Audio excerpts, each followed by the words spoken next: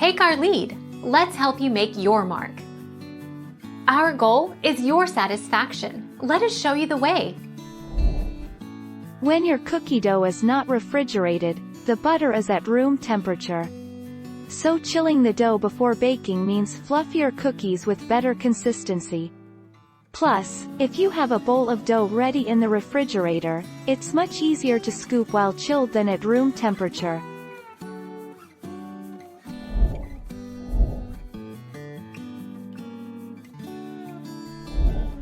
Take our lead.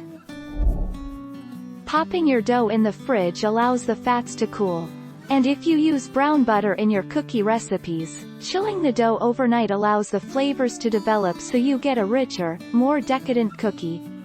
While this hydration is taking place, the flour also breaks down into sugar, making the dough taste sweeter. Thank you for watching. Please subscribe and hit the bell notification.